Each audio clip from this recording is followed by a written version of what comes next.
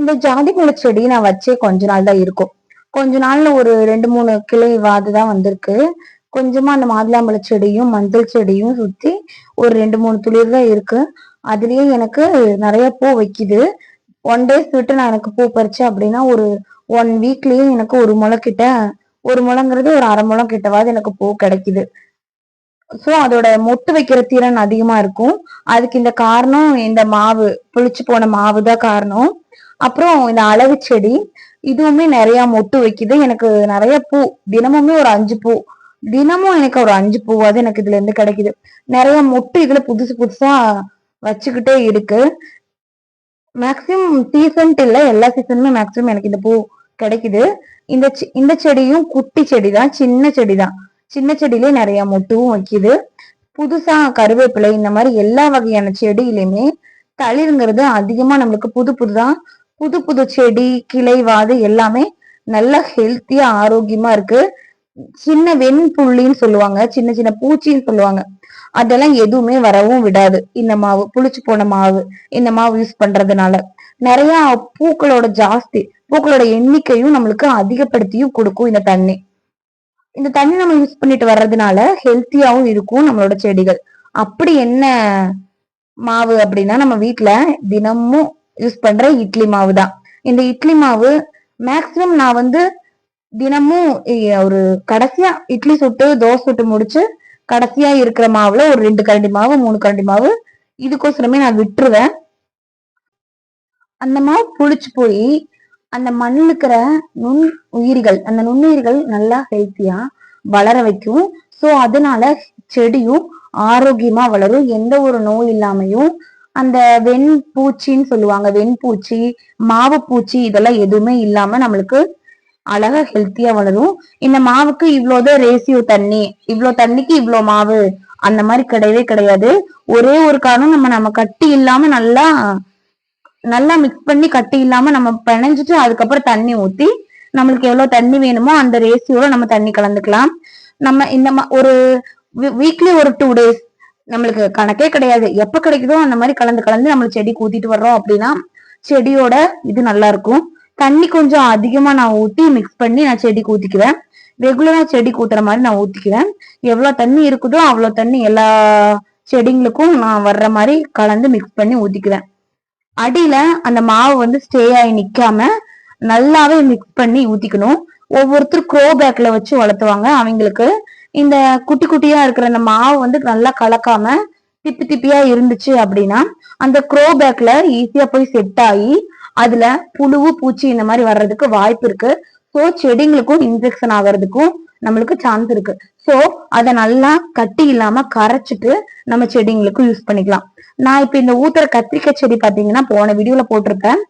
அதுல நல்லா காஞ்சு போய் குச்சி மாதிரி கிடந்துச்சு. நான் ஒரு 2 வீக்ஸ் கிட்ட வீட்டுல இல்ல. சோ அது காஞ்சு போய் கிடந்துச்சு. நான் இந்த தண்ணிய ஒரு 3 டேஸ், அதாவது 3 டைம்ஸ், நான் ஒரு 2 வீக்ஸ்ல ஒரு 3 டைம்ஸ் 4 டைம்ஸ் நான் யூஸ் பண்ணிருப்பேன். இந்த செடி மறுபடியும் இலை விட்டு பூ வச்சு இப்ப காயும் நம்மளுக்கு கொடுக்கவே ஸ்டார்ட் பண்ணிருச்சு. சோ இந்த இந்த தண்ணி இந்த மாவு யூஸ் பண்றதுனால செடிங்களோட பூ வைக்கிற திறன், காய வைக்கிற திறன் அது நம்மளுக்கு நிறைய கொடுக்கும். செடிங்களுக்கும் எந்த ஒரு நோய் நொடியும் இல்லாமையும் நம்மளுக்கு பாதுகாக்கும். இந்த புளிச்சு போன மாவை நம்ம யூஸ் பண்றதுனால வெள்ளைப்பூச்சி தொல்லை அப்படின்னு சொல்லுவாங்க, வெள்ளைப்பூச்சின்னு சொல்லுவாங்க. அப்புறம் மாவு பூச்சி அந்த மாதிரியும் சொல்லுவாங்க. அந்த பூச்சி அதுக்கு அஸ்வினிங்கிற பேரும் சொல்லுவாங்க ஒருத்தர். அந்த மாதிரி நோய் நொடியும் இல்லாம நம்மள ஈஸியாவே பாதுகாக்கும். புதிய புதிய குட்டி குட்டி துளிரும் நம்மளுக்கு புதுசா வர்றதுக்கும் வாய்ப்பு வரும். இந்த புளிச்ச மாவுலயே புளிச்ச கஞ்சி தண்ணி நம்ம சாப்பாடு வடிக்கிற கஞ்சி தண்ணி அதுலயும் தண்ணி கலந்து கையில நல்லா மசிச்சு விட்டு நல்லா லிக்விடு மாதிரி செஞ்சு நம்ம செடிக்கு ஊத்தலாம். அப்படி புளிச்ச கஞ்சி தண்ணி, தோசை மாவு, புளிச்ச இட்லி மாவு இந்த மாதிரி இது எல்லாமே சேம் மெத்தடு. நம்ம தண்ணி கலந்து செடிங்களை கொடுத்துட்டு வர்றதுனால மண்ணோட வளம் அது நல்லாவே அதிகரிக்கும், இன்க்ரீஸ் ஆகும். நுண்ணுயிரிகளும் அதுல நல்லா வளரும். சோ இதனால நம்மளுக்கு செடிகளும் பாதுகாப்பாகவும் இருக்கும், செடிங்களும் அழகா ஹெல்த்தியா வளரும்.